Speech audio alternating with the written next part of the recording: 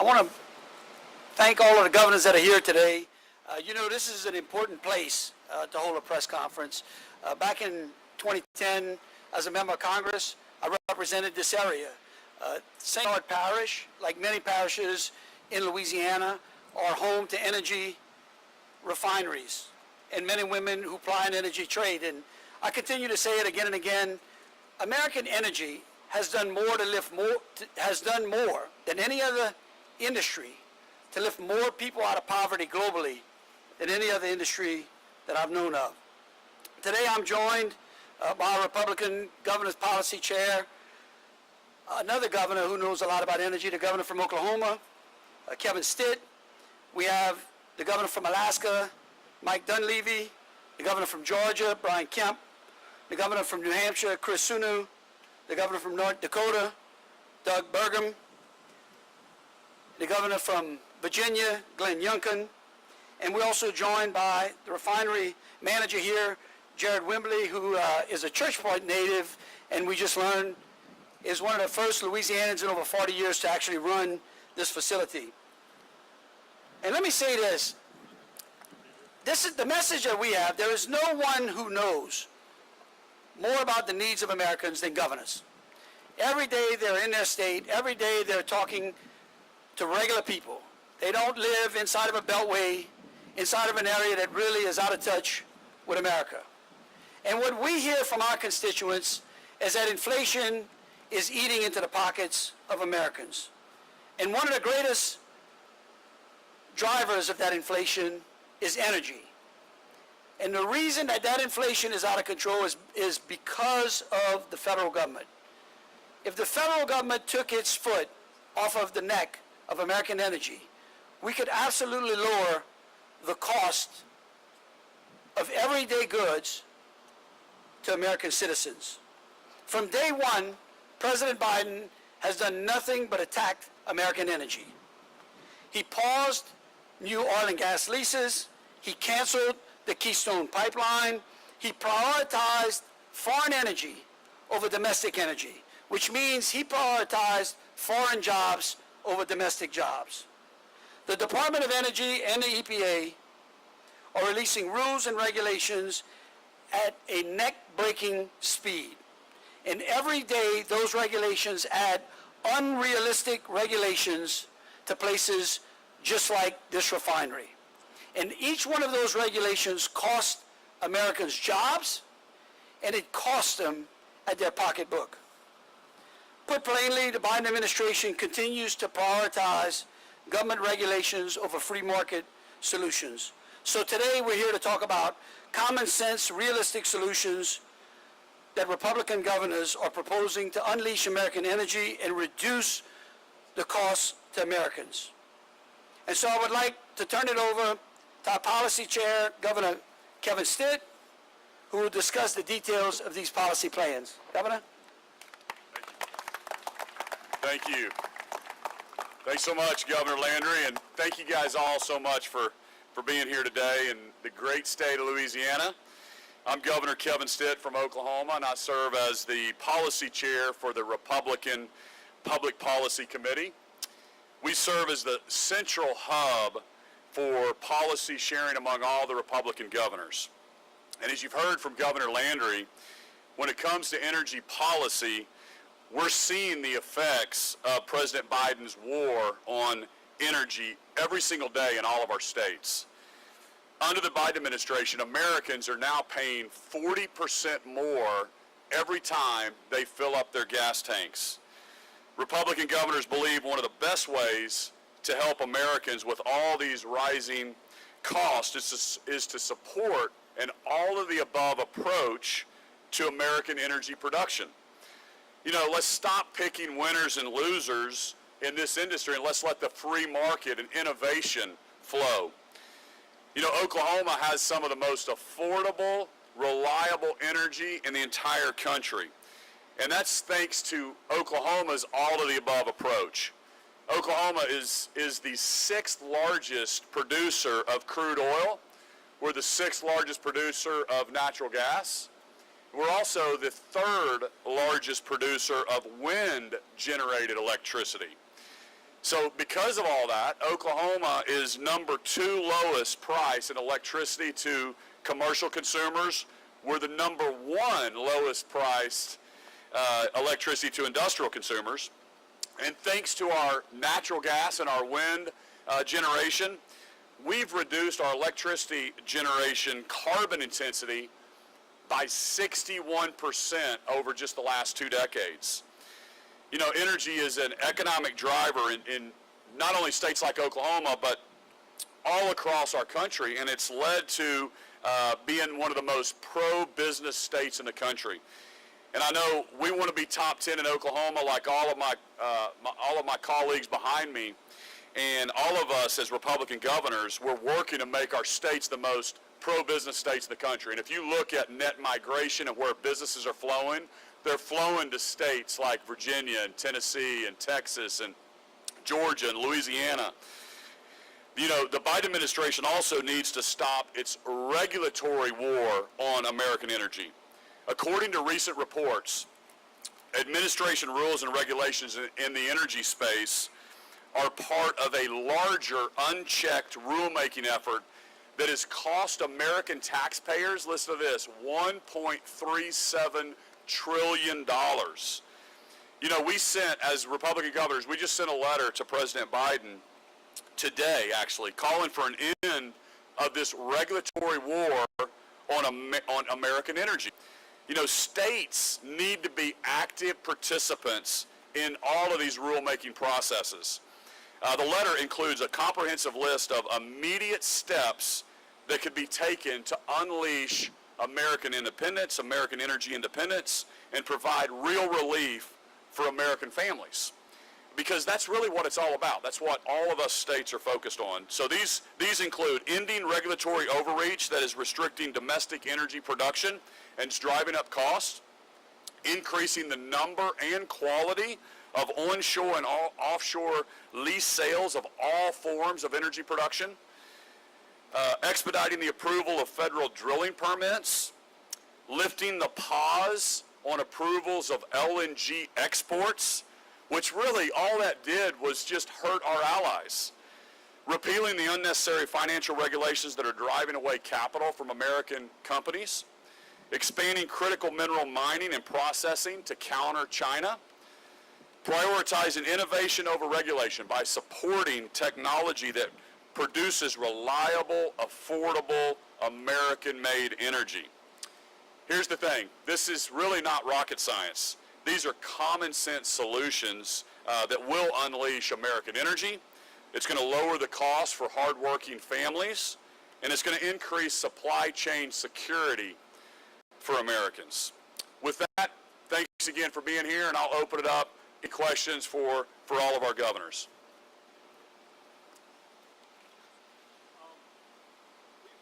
We're producing more oil than any country ever in the history of the world.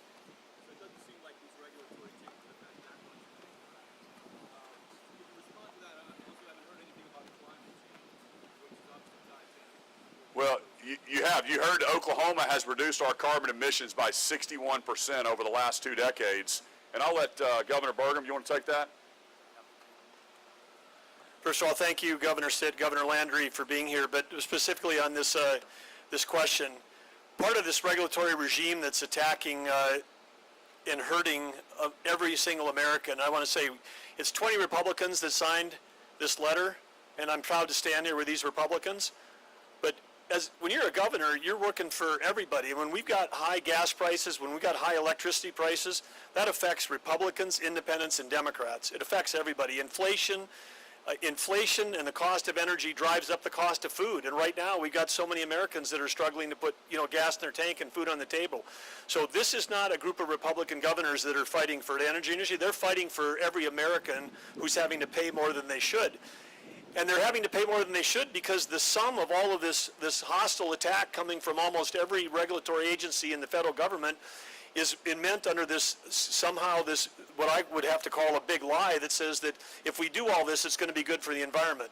But when you shut down U.S. energy, and every state is doing and every company's doing what Governor Stitt talked about, we're doing it more efficiently, cleaner, safer, better, smarter, and with less emissions than any other country.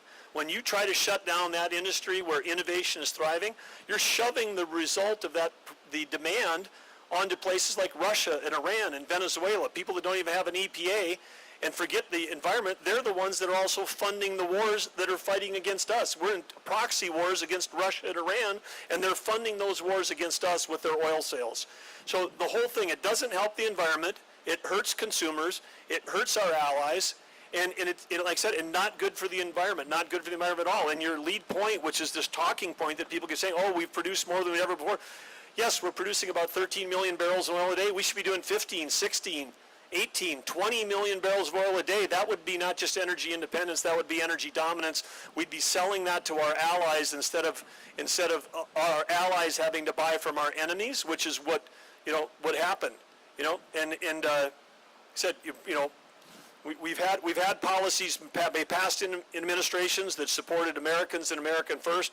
These policies literally feel like they've been designed by Russia, China, Ukraine, and I don't mean that politically, I mean that literally, because if you're trying to shut down liquid fuels in America on behalf of EVs and 85% of the rare earth minerals come from China, then if you're on Team EV, you're on Team China. And if you're against the liquid fuel and internal combustion machines, you're not just hurting the energy industry, you're hurting all of agriculture, because agriculture is the pathway to sustainable aviation fuels. It's 15% of every tank, every gallon is right now in America is most likely ethanol.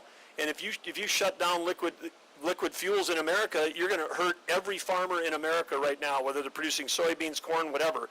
So these policies that are hurting the energy industry are hurting the agriculture industry. And the last thing I'd say is we're talking liquid fuels, but on base load, the Biden administration is trying to shut down all the electricity at a time when demand is going up. So if you want more blackouts and more brownouts, then keep going with these regulatory regime. If you want to have low-priced, reliable electricity to fund the future of America, including us being competitive in AI, then you've got to get along with the policies that Kevin and Jeff and everybody else up here supports and then outlined in our letter. Thank you.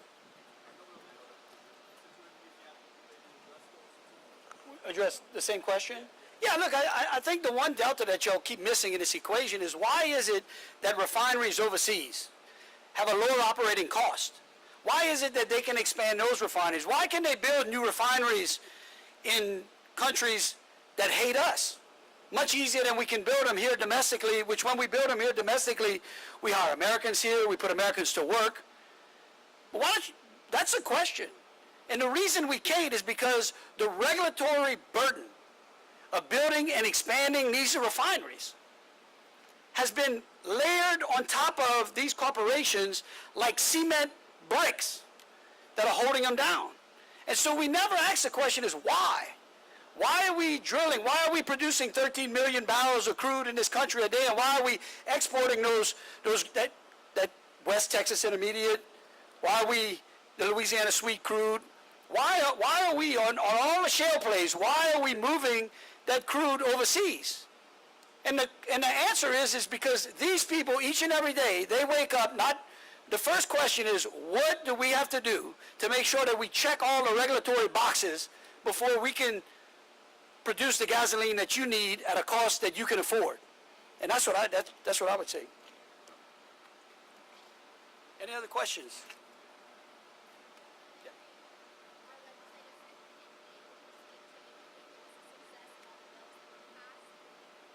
The legislative session. Yeah. I think it was a great success. Look, I can tell you, last year, with the help of many of these governors, and talking to many of them, we prioritized the things that these governors have been doing that have made their states competitive and made their states a place where people want to come to. And so we promised the people of Louisiana that we were going to address public safety. I see the sheriff here at St. Bernard Parish. He can tell you we did exactly that. We said that we were going to prioritize educational reform and that the money was going to follow the child, and we did that as well, and we thank the legislature for it. We said that we were going to improve our public school environment, and we put together public school teachers, and I let the teachers teach, and we started to unleash those programs and the responses that we got from those teachers, and we put some of those into legislative actions. And so I would tell you that I'm extremely excited that we have done more than I think any other governor has done in a long time, in a very short period of time, and mostly because we got great friends from around the country that have been doing it for a long time, and you see the result. how about, Mike, you want to say, yeah, the governor from Alaska, who they sent some crew down here, huh, Mike? Thanks, Governor, and it's an honor to be here today. There was a question about what about the environment? I think it was one of the first questions. When you think about it, it's Republican states that are leading in protecting the environment. Texas, solar and wind, North Dakota, wind, South Dakota, wind, Iowa, 60% of the electricity is wind. They're all our states. They're all red states. What we're trying to do is, the Republican Party is really the party about people. The other party is about causes. And what you're seeing happening here is social engineering on the people of Alaska, the people of the United States. One of my staff will hand out to anyone that's interested, but in Alaska, this is put together by Senator Dan Sullivan. We have 63 executive orders against us by our own federal government. 63 sanctions by our own federal government, whether it's oil, whether it's mining, whether it's timber. That's 63. I think Iran has 9. And so what we're talking about here is not weakening America, but making it strong, and really developing an energy policy for the single mom with 3 kids. If we can't make it work for the single mom with 3 kids, we're not going to make it work for most of Alaska, or most of America, to be honest with you. And the bottom line is this: we're not about sanctioning our own people. We're not about causing them to pay more at the pump. We're not about despoiling the environment. If you don't do it in America and you do it overseas, there's no EPA overseas. There's no Army Corps overseas. So when we lose jobs, when we lose opportunity here in America, as well as in Alaska, it goes overseas, you're just propping up dictators, child labor. You're having certain countries take advantage of minorities in their country, and the environment is getting wrecked. The environment is getting wrecked overseas. And so for those that really believe in the environment and really believe in what they're talking about, you want to do it here where it's under the watchful eyes of us and some of the agencies. And so we're on the right side, I think, of history, and that's what's going to be demonstrated here, I think, in the next couple of years. But right now, we got to stop this war against the Americans, a war against American energy. If you believe in the Green New Deal, you need to do mining here in America, not overseas, here in America. And so we have the solutions to the problems that this country faces and this world faces.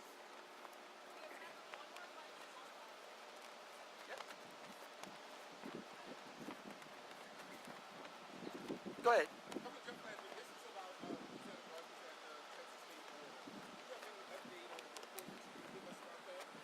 Yeah, look, I think that we have one more month left on the rotation of 50 troops a month that we had budgeted to send to Texas. I spoke to Governor Abbott several weeks ago.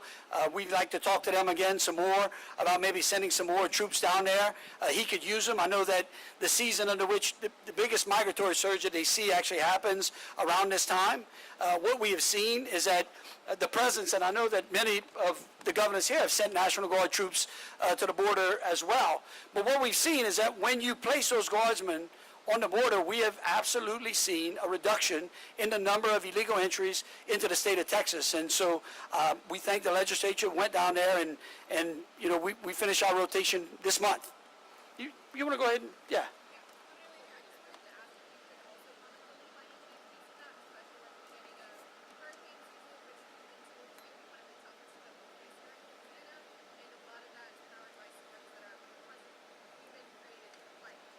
Well, I think, you know what's amazing is I've never seen in any of the foreign policy press conferences where, say, Chairman Z or even some of even the European leaders, where we ask them, let's get a scorecard and see what is the carbon footprint of American industries versus some of those other industries. What are they doing in China to improve their environmental footprint? What are they doing? Are they getting a carbon score? No, they are putting more coal plants online than we are. In fact, I used to know it, but like they were building 6 to every 3 or every 1 that we were decommissioning. Actually, Europeans, how it's worked out for them as they decarbonized without being able to put an energy portfolio in place that's reliable. And so I think the problem is that we look at America and we don't get any credit. But there is no country in the world that has reduced its carbon footprint greater than the United States anywhere. Anyway, in the last 30 years, we have done more, we have become more efficient. You know why? Because the technology's here. And when you unleash the same things that Governor Stitz was talking about, when you unleash same thing that Mike was talking about, when you unleash American ingenuity, when you take the government's foot off the throat of the great people of this country, you see some unbelievable industries take hold. And so I would tell you, if you want to do anything with climate change, you should go stop China from the amount of coal-fired plants that they're producing over there, the amount of all the other things that they're doing, see what they're doing in their refineries, ask some of these refiners the types of regulations that they're under, and go find out what they have in China. Yeah, one comment here, if I could. Hi. I just want to comment on this moment where it's constantly presented to the American people that this is an or moment, that you actually can't reduce a carbon footprint and embrace an all of the above, all American energy plan. And the short answer is we in fact must embrace an all American, all of the above energy plan, because we've got three big challenges. Challenge number one is if we want to have a strong economy, we have to have an energy industry that can fuel it, or we're going to have a stagnant economy. In Virginia, we're growing our power demand at 5% a year because guess what? The economy is growing, and we have to supply it with increasingly clean, yes, but affordable and reliable power. Second of all, if we in fact abandon American-made energy, we in fact are driving this country right into the stranglehold of China. The Chinese Communist Party controls the green pipeline, and we in fact have to compete, and therefore we have to develop our own trusted pipeline, and that is in fact to develop a mining industry that supplies critical minerals. It is a supply chain for trusted batteries, and it is to recognize that if the Biden administration continues this drive to repress our domestic industry and strengthen our demand for Chinese industry, we are causing a further national security crisis than the one we're already in. And then finally, as my colleagues have expressed multiple times, the challenge is that America does not need to spend 30 and 40 and 50% premiums when we in fact can adopt an all of the above, all American energy plan and provide everything we need: reliable, affordable, and increasingly clean power. Because I will tell you, just as you've heard from every one of the other governors, every ounce of refined product that comes out of this refinery is cleaner than it comes out of any refinery in the world. America can do this. We in fact have the innovation at our fingertips. We have the capability, and it is now a responsibility of the Biden administration to stop and allow America to win and not drive us into the stranglehold of the Chinese Communist Party. Thank you.